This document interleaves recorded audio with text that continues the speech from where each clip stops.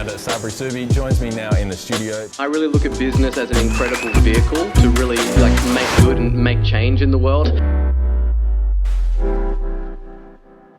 We're really starting at ground zero, and what we really want to do is, you want to look at your Google search history and look at the things that you're researching and that you're searching in your own personal time that you naturally gravitate towards, whether or not you're getting paid for this or not.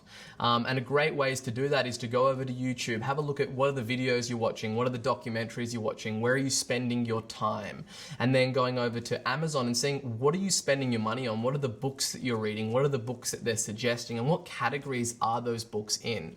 And this is a really great way to kind of see, what are the things that you would do regardless of whether or not you're getting paid to do it, and things that you enjoy doing in your personal time that you could really package up, go out into that marketplace and passionately sell to your audience.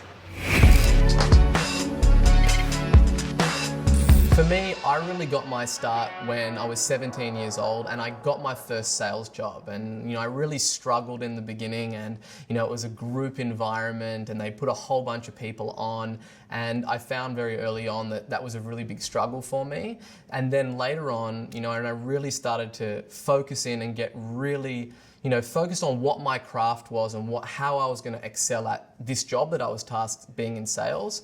I really started to study it, and I really started to read books on it and really started to become a master at sales. And then I went around traveling all over the world in different sales environments, and I was the top salesperson at every company that I ever worked for. And it was at that stage that I started, look, I've really got a knack for this. I'm really enjoying it. I'm upskilling myself. This is the area that I want to get involved in. I returned back to Australia and I got a job at a marketing company that was actually selling Google AdWords at the time. And I'll never forget, I was on the phone with a prospect and I was selling Google AdWords, and the prospect asked me and said, look, I'm not interested in running ads. I just want to get my business listed on the left-hand side of the page. And being an ambitious salesperson, I simply told them, yeah, look, we can arrange for that to happen.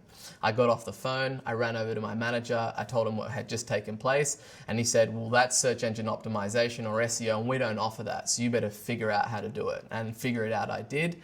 I went and really researched SEO and found out, how to get a website ranking on Google, and was then a service that we started selling at that company that I was working for. And after about 2 to 3 months of doing that, I realized that there was certain things that I could do a lot better than the company that I was working for. And it was, while I was at college, it was over a summer break where I kind of made the decision, hey, I'm going to actually go out there and I'm going to start my own business and I'm going to start packaging up this service and selling it.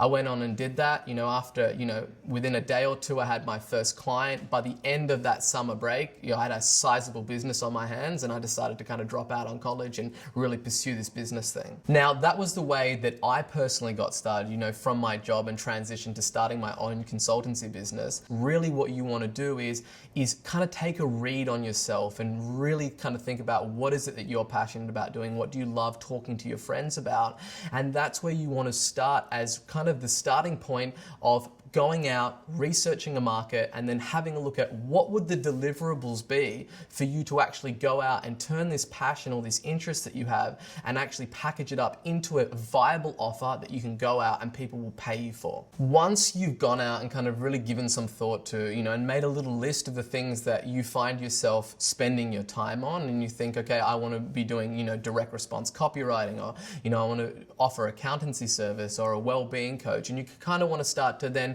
research the market and find out what is your minimum viable offer. So what is the minimum offer that you could put together that people would be willing to pay you for?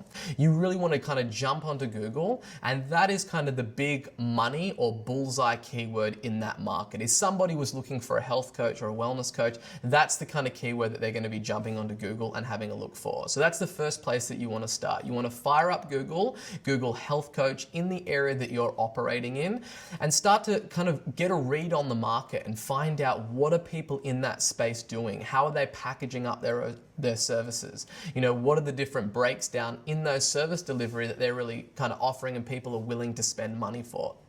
So you want to bring up their website, click over to their services tab, and kind of start to do a bit of research around these services and what they're offering. You want to have a look at maybe 2 of the people that are running Google AdWords. These guys are spending money on buying traffic and bringing them to their site, so they're going to have to be selling somebody in order to make that whole exercise profitable. Then you also want to look at the top 3 ranked in the organic listings and have a look at, okay, what are the services that they're doing? If it's a content writer, they might be doing content marketing, they might be doing blog posts, they might be putting together proposals for people and outlines of courses or whatever it may be, and start to go, this is a common trend that I see for all of these writers. These are the services that they're kind of offering. Put them in a spreadsheet and really start to kind of begin to gather all of that data. The same with, a wellness coach. You want to go over to their website, see if they're offering, group training or health retreats or all the different services, and start to kind of get an idea of what is the first step that those companies are generally trying to do to engage a new client.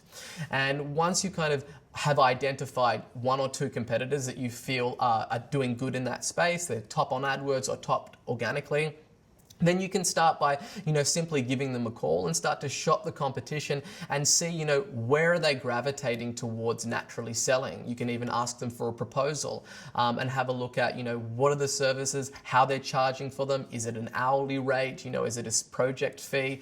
And really start to get an idea of where you feel that, there is a kind of a gap in the market and how people are going out there and really selling these services and how they're packaging them up.